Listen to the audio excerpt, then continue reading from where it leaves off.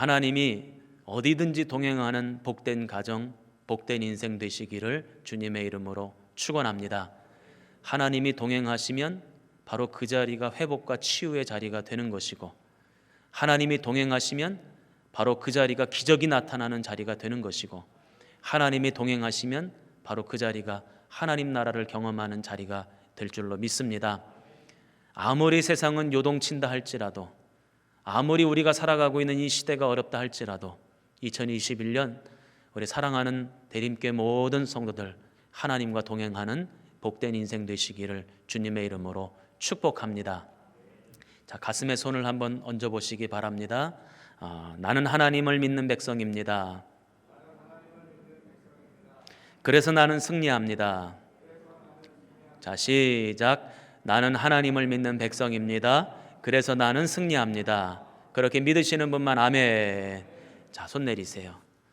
우리는 하나님을 믿는 백성입니다. 하나님께서 우리에게 승리를 주실 줄로 믿습니다. 그래서 저와 여러분이 2021년도 승리의 길 걸어가시고, 축복의 길 걸어가시고, 은혜의 길 걸어가시기를 주님의 이름으로 축원합니다. 우리의 믿음이 뭐 대수로운 것인가 생각하지만 그렇지 않아요. 하나님을 믿는 믿음, 예수 그리스도를 믿는 믿음, 바로 그 믿음이 세상을 이기게 하고 승리의 길로 우리를 인도하죠. 믿음이 이기네, 믿음이 이기네, 주 예수를 믿음이 온 세상이 이기네. 아멘. 믿음이 이기는 것입니다. 그러므로 우리 대림교회 모든 성도들은 올 한 해 주를 믿는 믿음으로 승리자의 삶을 사시기를 주님의 이름으로 축원합니다. 우리가 믿음이 있는지 없는지 평상시에는 잘 알 수가 없습니다. 왜냐하면 믿음이라고 하는 것은 눈으로 확인할 수 없기 때문에 그렇습니다. 우리의 심령에 담겨져 있는 것이고 우리의 마음에 자라나 있는 것이기 때문에 겉으로는 그것이 제대로 보이지가 않아요. 그래서 평상시에 정상적인 삶을 살아갈 때는 믿음이 보이지를 않습니다. 그런데 위기의 순간이 찾아오고 결정적인 순간이 찾아오게 되면 그 사람의 믿음이 드러나게 돼 있습니다. 그 사람이 어떻게 행동하느냐, 그 사람이 어떻게 말을 하느냐, 그 사람이 어떻게 생각을 하느냐, 그것을 통해서 그 사람의 믿음이 고스란히 다 드러나게 되어 있는 것이죠. 위기의 순간, 결정적인 순간에 무엇을 결정하고 무엇을 선택하고 무엇을 행동하느냐 살펴보면 그 사람의 믿음이 있고 없고가 분명히 드러나게 되는 것입니다. 오늘 우리가 살아가고 있는 이 시대는 위기의 시대라고 말을 하죠. 바라기는 우리 교회 성도들은 이 위기의 시대 때 우리 속에 있는 믿음이 드러나기 바랍니다. 그래서 저분 진짜로 믿음 있는 분이셨구나, 저분 진짜 살아있는 믿음의 소유자구나, 이렇게 칭찬받았으면 좋겠습니다. 저는 군대에서 5분 대기조였습니다. 입대를 하고 나니까 5분 대기조가 뭐 하는 건지 저한테 설명을 해줘요. 비상 상황이 발생되면 이제 군인들은 평상시 삶을 살다가도 간단하게 무장을 하고 군장을 착용하고 그리고는 차에 탑승해서 비상 상황이 발생한 지역까지 신속하게 이동하는 거예요. 그 모든 것이 얼마 만에 이루어져야 되냐면 5분 만에 이루어져야 되는 것입니다. 처음 군대에 입대했을 때 우리 선임들이 5분 만에 그 모든 것들을 해야 된다 그러니까 제가 기가 차더라고요. 아니, 이걸 어떻게 5분 만에 해내나? 어떻게 이게 가능하지?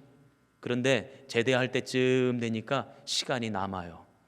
계속해서 연습하고 훈련하다 보니까 그게 몸에 익어지고 위기의 순간, 결정적인 순간에 그 익숙하게 된 것, 연습하게 되었던 것들이 그대로 나오는 거예요.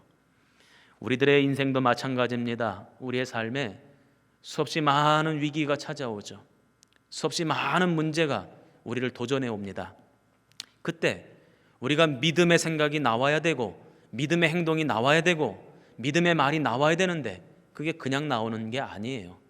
평상시 훈련해야 되고 연습되어져야지만 믿음이 나오는 거죠. 그래서 오늘 저와 여러분이 이 말씀을 통해서 믿음을 연습하는 시간이 되었으면 좋겠고, 그래서 믿음을 연습하여 믿음이 나올 때 우리 하나님께서 그 믿음을 보시고 은혜를 베푸시고 복을 주시는 우리 성도들의 삶이 되시기를 주님의 이름으로 축원합니다. 저는 몇 주 동안 다윗이라고 하는 사람을 함께 살펴보고자 합니다. 이 다윗이라고 하는 사람이 어떻게 인생의 위기의 순간에 믿음을 드러냈고 그가 어떻게 하나님 앞에 복을 받았는지 그것을 좀 속속들이 다 살펴보고, 그래서 그 다윗이 보여준 믿음의 모습을 오늘 우리가 배우고 교훈을 얻고 그리고는 훈련하고 연습해서 우리도 다윗처럼 복을 받자. 이것이 오늘 성경의 또 설교의 주제입니다. 오늘 우리가 읽은 본문 말씀은 이미 우리 성도들이 익히 다 잘 알고 있는 말씀이죠. 다윗과 골리앗의 대결 장면입니다. 우리는 이 말씀을 읽으면서 그런 생각을 합니다. 이스라엘 역사 속에 있었던 하나의 사건, 이미 예전에 그 싸움이 결판이 난 사건, 이렇게 생각하고 이해를 합니다. 그러나 오늘 이 말씀은 이미 과거에 끝난 그 사건으로 머무는 것이 아니라 오늘 우리가 살아가고 있는 이 시대에도 여전히 진행되고자 있는 전쟁이고 싸움이다. 이것을 우리가 영적으로 알아야 되는 것이죠. 다윗과 골리앗 개인의 싸움이 아닌 것입니다. 이것은 이스라엘과 블레셋의 싸움이고 하나님을 믿는 백성들과 하나님을 알지 못하는 원수 마귀가 싸우는 것이죠. 그 싸움은 다윗 시대에도 있었고 다윗 시대 이전에도 있었고 그 이후에도 계속해서 진행되고 있다는 거예요. 오늘 이 시대를 살아가는 저와 여러분들도 하나님을 믿는 백성으로서 이스라엘 된 우리도 끊임없이 사단 마귀와 싸우는 것입니다. 오늘날 우리 삶에 골리앗이라고 하는 거인의 모습으로 나를 공격해오는 그 사단 마귀와 끊임없이 싸우고 있는 것이죠. 거인의 모습으로 나타낸 사단 마귀는 우리들의 믿음을 무너뜨리고 우리의 인생을 망가뜨리고 우리 속에 있는 참 생명을 빼앗아 가려고 합니다. 그래서 오늘 저와 여러분은 골리앗의 모습으로 우리에게 찾아오는 사단 마귀와의 싸움에서 이겨야 될 줄로 믿습니다. 오늘 성경에 나오는 골리앗은 다윗에게 덤벼들 때에 칼과 창을 붙잡고 덤벼들죠. 그렇다면 오늘 요즘 우리가 살아가고 있는 이 시대에 우리에게 덤벼드는 골리앗은 어떤 모습으로 찾아오는가? 칼과 창으로 덤벼드는 것이 아닙니다. 코로나 감염병이라고 하는 거대한 모습으로 우리에게 덤벼듭니다. 실직이라고 하는 가슴 아픈 일로 우리에게 도전을 해옵니다. 육신의 질병이라는 모습으로 우리에게 싸움을 걸어옵니다. 여러 가지 어려운 관계의 문제, 자식의 문제, 가정의 문제, 경제적인 문제, 우리가 감히 감당할 수 있을까? 너무나도 거대하고 너무나도 웅장해서 내가 과연 이겨낼 수 있을까 싶을 정도의 그 거인의 모습, 그 골리앗의 모습으로 오늘도 계속해서 쳐들어옵니다. 그래서 우리 앞에 쳐들어와서 이렇게 소리를 치죠. 네가 이 문제 앞에서도 당당할 수 있느냐? 너는 요만하고 문제는 이만큼 큰데 네가 과연 나를 이길 수 있느냐?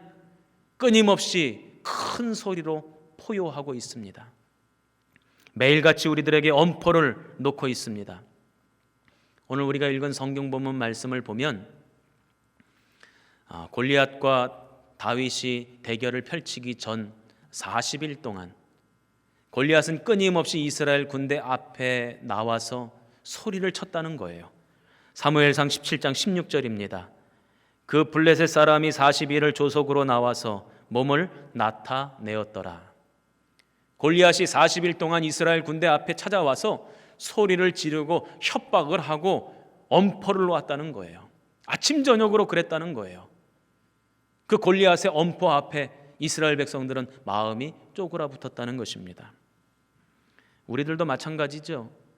우리의 삶에 찾아온 골리앗, 우리 인생에 쳐들어온 거인의 모습, 끊임없이 우리를 불안하게 만들고 두렵게 만들고 염려하게 만듭니다. 아침에 잠에서 깨어 나자마자 걱정이 시작돼요. 잠자리에 들어갈 때까지 염려가 된단 말이죠. 우리는 저마다의 골리앗에게 하루 24시간을 온통 빼앗겨 버려서 하나님이 주신 감사와 기쁨이 어디론지 사라져버린 그런 삶을 살아가고 있지는 않은가 생각이 됩니다. 그러나 오늘 말씀의 결론은 우리가 이미 알고 있습니다. 다윗이 당당하게 골리앗을 이기게 된 줄로 믿습니다. 그렇다면 다윗은 어떻게 골리앗을 무찌를 수 있을까? 어떻게 승리할 수 있었을까? 오늘 이 말씀을 통해서 교훈을 얻고 우리 성도들도 골리앗을 이겼던 다윗의 믿음, 그 위기 앞에 보여주었던 다윗의 믿음을 연습하고 훈련해서 다윗처럼 승리자의 길을 걸어가셨으면 좋겠습니다. 그렇다면 다윗은 어떤 믿음의 모습을 보였는가? 첫 번째, 모든 사람들이 골리앗에 집중하고 골리앗에 초점을 맞출 때 다윗은 하나님께 집중했고 하나님께 초점을 맞추었다 하는 것입니다. 모든 사람들이 다 골리앗을 쳐다보고 있습니다. 그 몸집의 거대함, 얼마나 힘이 센지, 얼마나 무거운 강력한 무기를 들고 있는지, 얼마나 무거운 갑옷을 입고 있는지 사람들은 다 그것만 쳐다봐요. 그것에만 집중합니다. 골리앗이 얼마나 센지 그것만 바라보고 있습니다. 이스라엘 군대도 블레셋 군대도 이스라엘의 왕 사울도 다 그것만 바라보고 있어요. 그러나 다윗은 오직 하나님만 바라봅니다. 여러분 한번 기억을 떠올려 보십시오. 여러분이 성경을 읽으면서 성경 속에 누구 키가 얼만큼 된다, 누가 얼마나 무겁고 튼튼한 갑옷을 입었다, 또 얼마나 아주 좋은 무기를 지녔다, 이런 얘기가 자세하게 나온 성경의 인물이 있습니까? 성경 인물 중에 키가 나온 사람은 골리앗밖에 없어요. 예를 들어보겠습니다. 사무엘상 17장 4절입니다. 그의 키가 6규빗 한 뼘이나 되었다, 이렇게 소개를 합니다. 오늘날 센티미터로 환산해 보자면 약 3m에 가까운 키예요. 어마어마한 키죠. 또 골리앗의 갑옷은 사무엘상 17장 5절에 갑옷의 무게가 놋 5,000세겔이나 되었답니다. 오늘날 킬로그램으로 바꾸면 57kg입니다. 사람 하나를 짊어지고 다니는 거예요. 갑옷이 그 정도로 무거웠다는 것입니다. 사무엘상 17장 7절 말씀을 보면 창날은 철 600세겔이며 창날만, 그가 들고 있었던 창날의 무게만 약 7kg이 되었다는 것입니다. 사람들이 자세하게 봤다는 거예요. 골리앗에만 집중했다는 거예요. 그랬더니 골리앗이 얼마나 큰지, 얼마나 센지, 얼마나 무거운 갑옷을 입고 있는지, 얼마나 무시무시한 무기를 들고 있는지 속속들이 다 알았다는 것입니다. 골리앗의 위협 앞에서 어느 누구도 나서서 하나님의 이름을 외치는 자가 없었습니다. 마음이 위축되고 마음이 쪼그라붙고 용기가 나지를 않습니다. 누구 하나 나서는 이가 없습니다. 왜요? 골리앗을 쳐다보고 있노라면 감히 누구 하나 나설 수 없었던 것입니다. 그런데 그때 다윗은 골리앗에 집중하지 않고 하나님께 집중하고 하나님께 초점을 맞춥니다. 골리앗의 입술을 통해서 하나님이 모욕당하는 것 참을 수가 없었습니다. 골리앗의 입술을 통해서 하나님의 군대인 이스라엘 백성들이 모욕당하는 것 참을 수가 없었어요. 그래서 다윗이 당당하게 골리앗 앞에 섭니다. 그리고는 그가 말을 합니다. 그것이 오늘 우리가 읽은 성경 본문 말씀이에요. 그런데 오늘 이 세 구절 말씀을 보면서 제가 연구하면서 느낀 것이 뭐냐면 다윗은 단 한 번도 골리앗이 얼마나 센지 얘기를 안 해요. 내 상황이 얼마나 불리하고 적군이 얼마나 유리한지 얘기하지 않습니다. 자기가 처한 환경이 얼마나 막막한지 말하지 않습니다. 오직 하나님께만 집중하고 있어요. 하나님만 바라보고 있다고요. 거인에게 초점을 맞추면 우리는 반드시 실족하게 됩니다. 그런데 하나님께 하나님을 집중하고 하나님만 바라보면 우리가 소망을 얻을 수 있는 것이죠. 우리 다윗의 이야기를 한번 들어보십시다. 사무엘상 17장 45절입니다. 만군의 여호와의 이름, 만군의 여호와의 이름으로 골리앗 앞에 섰다는 것입니다. 45절 이스라엘 군대의 하나님의 이름으로, 이스라엘 군대의 하나님의 이름으로 내가 골리앗과 맞서겠다는 거예요. 46절입니다. 여호와께서 너를 내 손에 넘기시리니, 46절 이스라엘 하나님이 계신 줄 알게 하겠고, 47절 여호와의 구원하심이 칼과 창에 있지 아니함을, 47절 전쟁은 여호와께 속한 것인즉. 성경을 읽어보세요. 골리앗에 대해서 한 번이라도 얘기한 적 있나? 눈꼽만큼 골리앗에 대해서 얘기하지 않습니다. 오직 하나님께만 초점을 맞추고 하나님께만 집중합니다. 오늘 우리가 살아가고 있는 이 시대도 마찬가지. 위기가 찾아오고 문제가 찾아오면 그 위기와 문제를 수시로 얘기합니다. 그 문제와 위기에 초점을 맞추고 온통 신경을 거기에다가만 씁니다. 뉴스를 보세요. 하루라도 코로나 바이러스 얘기가 안 나오는 때가 있는가? 온통 매스컴은 골리앗이 얼마나 강력한지, 골리앗이 얼마나 센지에 대해서만 끊임없이 보도하고 있습니다. 그런데 다윗은 그때 골리앗에 대해서 얘기하지 않아요. 하나님만을 말합니다. 하나님의 이름을 높입니다. 하나님께만 집중합니다. 그러니 그의 마음속에는 소망이 생기고 그의 마음은 담대해지는 거죠. 지난 4일 동안 우리 성도들과 온라인으로 연결이 되어져서 축복 기도를 해주었습니다. 그러면서 저는 마음이 너무너무 행복해지더라고요. 그러다가 어느 날은 어떤 권사님이 목사님 아들을 위해서 기도해 주세요. 무슨 기도할까요? 그랬더니 이제 취업 시험을 봤는데 합격하게 해달라고 기도 부탁을 하는 겁니다. 그러면서 그 권사님이 저에게 뭐라고 말씀하시냐면 그 회사가 들어가기 얼마나 어려운지를 얘기하시고 그 시험에 몇 명 뽑는데 얼마나 많은 사람이 시험을 봤는지를 말씀하시고 코로나 시대라서 더더욱 뽑는 인원이 얼만큼 줄었는지를 말씀하시더라고요. 이게 뭡니까? 골리앗이 얼마나 센지를 얘기하는 거죠. 그때 제가 권사님께 이런 권면을 드렸습니다. 권사님, 그럼에도 불구하고 하나님이 함께 하시면 들어갑니다. 그러니 하나님께 초점을 맞추시고 하나님께 집중하세요. 문을 열어 들어가게 하시는 분이 하나님이시고 길을 만들어 지나가게 하시는 분이 우리 하나님이십니다. 그러니 골리앗이 얼마나 대단한지, 골리앗이 얼마나 센지 그거 바라보지 마시고 우리 하나님의 능력이 얼마나 대단한지 그거 바라보시기를 바랍니다. 그러면서 제가 축복기도 해드렸습니다. 오늘 저와 여러분이 기억하고 연습해야 될 것이 있습니다. 나와 함께 하시는 하나님, 나를 도우시는 하나님, 나를 승리케 하시는 하나님, 어떤 상황 속에서도 그 하나님 앞에 집중하고 그 하나님께 초점을 맞추는 그 연습이 오늘 우리들에게 필요합니다. 날마다 하나님께 집중하는 연습이 이루어지기를 주님의 이름으로 축복합니다. 두 번째로, 사람들은 자신이 소유하고 있는 칼과 창과 방패를 의지할 때 하나님은 누구를 의지했습니까? 하나님을 의지했어요. 사무엘상 17장 45절 말씀입니다. 다윗이 블레셋 사람에게 이르되 너는 칼과 창과 단창으로 내게 나아오거니와 나는 만군의 여호와의 이름 곧 내가 모욕하는 이스라엘 군대의 하나님의 이름으로 내게 나아가노라. 아멘. 골리앗이 어떻게 나왔다는 것입니까? 칼 들고 창 들고 나왔다는 거예요. 골리앗이 자기의 큰 몸집만 의지하고 나온 것이 아니라 무기를 들고 무기를 의지하여 나왔다는 것입니다. 또 이스라엘의 사울 왕도 다윗을 앞세워 보낼 때에 야, 너 그냥 가지 말고 내 갑옷을 입고 가라, 내 무기를 들고 가라 하지 않습니까? 사울 왕도 자신의 무기를 의지하는 거죠. 그때 다윗은 아닙니다. 저는 하나님을 의지하겠습니다.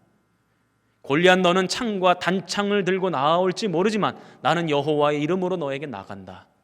이것이 다윗의 믿음의 고백입니다. 그가 그렇게 말할 수 있었던 그 근거가 무엇입니까? 광야에서 양떼를 돌볼 때에 악한 짐승이 쳐들어오면 하나님이 막아주셨다는 거예요. 하나님이 지켜주셨다는 것입니다. 그 하나님이 오늘 나와 함께 하실 것이고 그 하나님이 골리앗에게로부터 나를 지켜주실 것이라고 지금 믿음 고백을 하고 있는 것입니다. 사무엘상 17장 36절입니다. 주의 종이 사자와 곰도 쳤은즉 살아계시는 하나님의 군대를 모욕한 이 할례 받지 않은 블레셋 사람이리이까 그가 그 짐승의 하나와 같이 되리이다. 37절입니다. 또 다윗이 이르되 여호와께서 나를 사자의 발톱과 곰의 발톱에서 건져내셨은즉 나를 이 블레셋 사람의 손에서도 건져내시리이다. 아멘. 광야에서 악한 짐승으로부터 나를 지켜주신 하나님이 지금 보니까 저 골리앗이 그 악한 짐승과 별반 다를 것이 없어요. 그러니 하나님께서 그 악한 짐승으로부터 또 나를 지켜주실 것이고 건져주실 것이다. 이것이 다윗의 믿음이었습니다. 그래서 다윗은 세상의 무기를 의지하지 아니하고 하나님을 의지했다는 것입니다. 세상은 우리에게 뭐라고 이야기합니까? 세상을 이길 많은 무기가 준비되어져 있으니 그 무기를 붙잡고 세상에 나가 싸우라고 이야기를 해요. 그런데 성경은 우리에게 무엇을 가르칩니까? 아니라는 거예요. 우리 믿는 사람들이 세상을 이기는 것은 하나님을 의지하는 것으로 이긴다는 거예요. 오늘 이 성경의 가르침을 우리 성도들이 굳게 붙잡으시기를 주님의 이름으로 축원합니다. 세상에서는 수없이 많은 무기가 있지요. 재물이 무기가 될 때가 있습니다. 인맥이 무기가 될 때가 있어요. 나의 힘, 나의 경험, 나의 능력, 그것이 무기가 될 때가 있어요. 우리가 그것을 의지하여 세상을 싸우려고 할 때가 많습니다. 그런데 오늘 주님은 뭐라고 말씀하십니까? 다윗처럼 나를 의지해라. 전쟁은 너희에게 속한 것이 아니고 나에게 속한 것이니 내가 이기도록 만들 테니 나를 의지해라. 이것이 오늘 주님이 주시는 약속의 말씀입니다. 제가 지난번에도 간증 말씀드렸던 것처럼 저는 신학교에 사실은 못 모르고 들어갔어요. 제가 어렸을 때부터 소망을 품은 것도 아니고 계획을 했던 것도 아닙니다. 우리 어머니 권사님의 서원 기도로 못 모르고 신학교에 들어가서 함께 입학한 학생들과 같이 어울려서 함께 공부하고 함께 놀고 함께 학창 시절을 보냈어요. 같이 잘 지낼 때는 잘 몰랐어요. 다 똑같은 줄 알았어요. 그런데 졸업할 때쯤 되니까 이게 다 똑같은 게 아니구나 하는 걸 제가 알게 됐어요. 이 친한 친구가 저 어디로 목회를 하러 간다는 거예요. 그래서 아니 너는 어떻게 목회를 하러 나가게 됐느냐고 물어봤더니 아버지가 목사님이신데 그 아버지 목사님이 길을 열어주셔가지고 목회하러 나간다는 거예요. 또 친한 친구 중에 하나는 미국으로 유학을 간다는 거예요. 아니 너는 돈이 어디서 나서 유학을 가냐 그랬더니 아버지가 교회 장로님이시고 사업을 하시는데 아버지가 학비를 마련해 주셔서 그래서 미국으로 유학을 간다는 거예요. 그러면서 저에게 물어봐요. 너는 어디로 가냐고. 어디로 가긴 어디로 갑니까? 갈 데가 없는데. 불러주는 데도 없고 갈 데도 없고. 그러니까 제 마음이 무너져 내리더라고요. 속상하더라고요. 원망이 들기도 하고. 그런데 어느 날 기도를 하는데 하나님이 그런 마음을 저에게 주세요. 이 땅의 아버지가 너의 빽이 못 된다면 하늘의 아버지가 너의 빽이 되어주마. 남의 일이라 아멘들 안 하시는 건가요? 예. 이 땅의 아버지가 빽이 못 된다면 하늘의 아버지가 빽이 되어주시겠다는 거예요. 그 말씀을 듣고 그 음성을 듣고 지금은 감리교 신학대학교의 그 예배당이 사라졌지만 우리나라 초대 감리교 감독님이셨던 웰치 감독님을 기념하는 예배당이 있었어요. 오래된 예배당인데 거기 가서 제가 막 하나님 앞에 기도를 합니다. 근데 그 기도의 내용이 대부분 원망 반 섞이고 절망이 반 섞이고 한탄이 반 섞여서 하나님 다른 친구들은 다 목회하러 간다 그러고 유학 간다 그러고 다 갈 데가 있는데 나는 갈 데가 없네요. 그러면서 하나님 앞에 따지듯이 기도했어요. 하나님 내가 믿을 곳은 하나님밖에 없으니 하나님 책임져 달라고 나를 어디든 보내달라고 막 기도를 했어요. 그리고는 며칠 뒤에 선배 목사님으로부터 전화가 왔습니다. 인천에서 목회하고 계시는데 와서 좀 나 좀 도와줘. 그래서 제 목회의 길이 열리게 된 거죠. 지금도 마찬가지입니다. 제가 비빌 언덕은 하나님밖에 없습니다. 저는 세상의 무기도 없고 세상의 무기를 어떻게 사용하는지도 몰라요. 오직 하나님만 의지할 때 하나님께서 저의 인생을 여기까지 인도하신 줄 믿습니다. 그래서 오직 저는 주님만 의지합니다. 얼마 전에 우리 젊은 목사님들과 우리 어르신 목사님들이 모이는 기도 모임이 있었어요. 이제 우리 젊은 목사님 중에 한 분이 유기성 목사님에게 이런 질문을 드렸습니다. 목사님, 이 코로나 시대에 우리는 어떻게 목회를 해야 되겠습니까? 그랬더니 유기성 목사님이 그러세요. 나도 몰라요. 나도 어떻게 해야 되는지 모르겠다는 거예요. 오히려 코로나 시대에는 나같이 나이 많은 목사보다는 젊은 목사님들이 더 잘 알지 않겠습니까? 그러면서 저한테 그러시는 거예요. 우리 젊은 목사님이 어떻게 목회해야 되는지 가르쳐 달라고. 그래서 제가 그랬습니다. 저도 몰라요. 모르죠. 누가 압니까? 어떻게 될지, 어떤 준비를 해야 되는지, 어디에다가 힘을 쏟아야 되는지 모르죠.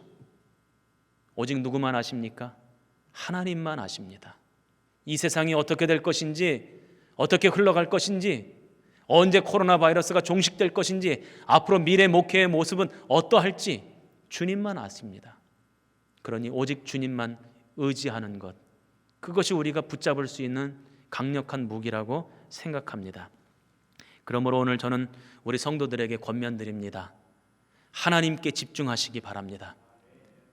코로나를 비롯하여 내 삶에 펼쳐져 있는 많은 문제들이 있어요. 그것이 너무너무나 거대하고 강력해서 골리앗처럼 보일 수가 있습니다. 그 골리앗에 집중하지 마시고 그 골리앗보다 훨씬 더 강력하시고 훨씬 더 위대하신 하나님께 집중하고 초점을 맞추시기를 주님의 이름으로 축원합니다. 세상의 무기 붙잡으려고 하지 마시고 하나님을 의지하시기 바랍니다. 그때 하나님은 우리를 승리케 하실 줄로 믿습니다. 다윗은 하나님 앞에 초점을 맞췄습니다. 다윗은 하나님을 의지했습니다. 그랬더니 오늘 말씀을 유심히 연구하다 보니까 다윗이 다른 사람들은 보지 못하는 뭔가를 봤다는 게 이 성경 내용 속에 있어요. 우리 17장 45절입니다. 같이 한번 읽어볼까요? 시작. 이스라엘 군대의 하나님의 이름으로 내게 나아가노라. 아멘. 이렇게 한글 성경에는 이렇게 되어져 있습니다. 이스라엘 군대의 하나님. 그러니까 군대가 하나인 것으로 나오죠. 그런데 히브리어 원어 성경을 보면 이스라엘 군대들의 하나님이라고 나와요. 그러니까 군대가 하나가 아닌 거예요. 이스라엘 군대가 여러 개입니까? 아니잖아요. 이스라엘 군대는 하나입니다. 그런데 왜 다윗은 이스라엘 군대들이라고 말했을까요? 바로 하나님이 보내주신 군대를 본 거예요. 하나님이 이스라엘을 지키시려고, 다윗을 지키시려고, 이스라엘 군대를 지키시려고 보내주신 그 하늘의 군대를 봤기 때문에 군대들이라고 하는 표현을 쓰는 거죠. 바로 엘리사 선지자가 본 불말과 불병거를 말하는 것이고, 엘리사 선지자보다 먼저 본 사람이 바로 다윗이라고 하는 사실을 우리가 알아야 됩니다. 다윗은 세상 모두가 골리앗에 집중해야 할 때 하나님께 집중했어요. 하나님께 초점을 맞췄어요. 세상 사람들은 다 자기가 가지고 있는 무기를 붙들 때 다윗은 하나님을 의지하고 하나님을 붙들었어요. 그랬더니 하나님이 보내주시는 하늘의 군대를 보게 된 거죠. 오늘 우리 대림교회 모든 성도들도 영안이 열려져서 하나님이 보내주시는 군대, 우리 가정을 지키라고, 내 인생을 지키라고, 우리 자녀들을 지키라고 보내주시는 그 군대를 볼 수 있기를 주님의 이름으로 축원합니다. 하나님이 이처럼 다윗을 쓰신 이유가 뭘까? 봤더니 오늘 말씀을 통해서 그 중심이 하나님 향해 있는 거예요. 사무엘상 16장 7절입니다. 사람은 외모를 보거니와 나 여호와는 중심을 보느니라. 다윗의 중심을 보았기 때문에 하나님은 다윗을 사용하셨던 것입니다. 그리고 그를 승리의 길로 인도하셨던 것입니다.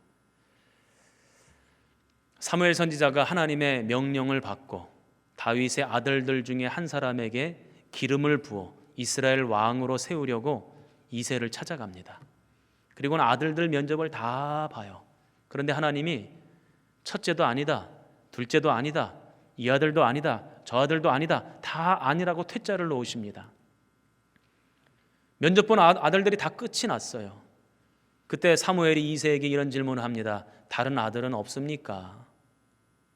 사무엘상 16장 11절에 이새가 이렇게 얘기합니다. 이새가 이르되 아직 막내가 남았는데 그는 양을 지키나이다.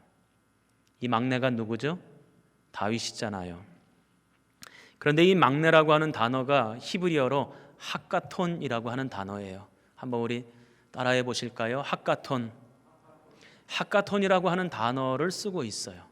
이것은 막내라는 뜻도 있고 말째, 꼴찌 이런 뜻이 있는데 단순히 태어난 순서대로 막내다라고 하는 뜻만 있는 것이 아니라 볼품없고 별 볼 일 없고 변변치 않은 아들입니다 라는 뜻이 있어요. 그러니까 이새가 이렇게 얘기를 한 거죠.